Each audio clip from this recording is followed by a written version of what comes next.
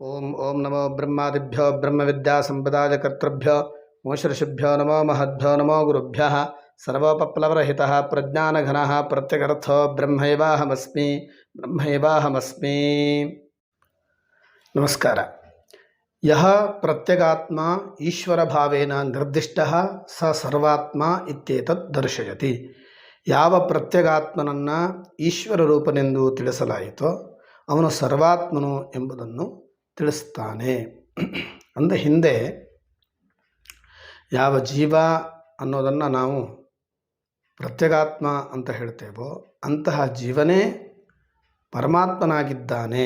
ಆದರೆ ನಾವು ಬಿಡಿಬಿಡಿಯಾಗಿ ಅವನನ್ನು ನೋಡ್ತಾ ಇರೋದರಿಂದ ನಾವು ಅವನನ್ನು ಪ್ರತ್ಯಗಾತ್ಮ ಅಂತ ತಿಳಿದುಕೊಂಡಿದ್ದೇವೆ. ಆದರೆ ಅವನೇ ನಿಜವಾದ ಆತ್ಮ ಅಂತ ಹಿಂದೆ ಹೇಳಿದ್ದಾಗಿದೆ. ಅದನ್ನೇ ಮುಂದೆ ಈ ಕಾಠಕದ 2ನೇ ಅಧ್ಯಾಯದ 1ನೇ ವಲ್ಲಿಯ 6ನೇ ಮಂತ್ರ ಹೇಳ್ತಾ ಇದೆ. ಅದನ್ನು ನಮಗೆ ವಿವರಿಸಿಕೊಡ್ತಾ ಇದೆ. ಹೇಗೆ ಈ ಪ್ರತ್ಯಗಾತ್ಮ ಈಶ್ವರ ರೂಪನಾಗಿ ಸರ್ವಾತ್ಮನಾಗಿದ್ದಾನೆ, ಅದನ್ನು ಹೇಗೆ ನಾವು ಅರ್ಥಕೊಳ್ಳಬೇಕು ಅನ್ನೋದನ್ನು ಈ ಮುಂದಿನ ಮಂತ್ರ ಹೇಳ್ತಾ ಇದೆ. ಯಹ ಪೂರ್ವಂ ತಪಸೋ ಜಾತಮದ್ಭ್ಯ ಪೂರ್ವಮಜಾಜತ ಗುಹಾಂ ಪ್ರವಿಶ್ಯ ತಿಷ್ಠಂತಂ ಯೋ ಭೂತೇರ್ಭಿರ್ವ್ಯಪಶ್ಯತ ಏತದ್ದೈತತ್. ಯಾವನು ನೀರಿಗಿಂತ ಮೊದಲೇ ಹುಟ್ಟಿದನೋ ಆ ಬ್ರಹ್ಮದ ತಪಸ್ಸಿನಿಂದ ಹುಟ್ಟಿರುವವನನ್ನು, ಗುಹೆಯನ್ನು ಹೊಕ್ಕು ಭೂತಗಳೊಡನೆ ಇರುವವನನ್ನು ಯಾವನು ಕಾಣುತ್ತಾನೋ ಇದೇ ಅದೇ ಹೆಚ್ಚಿನದಾದಂತಹ ಪರಮಾತ್ಮ ತತ್ವ ಅಂತ. ಅಂದರೆ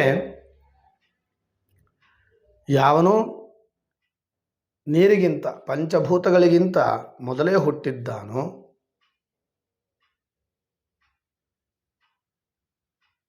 ಅಂತಹ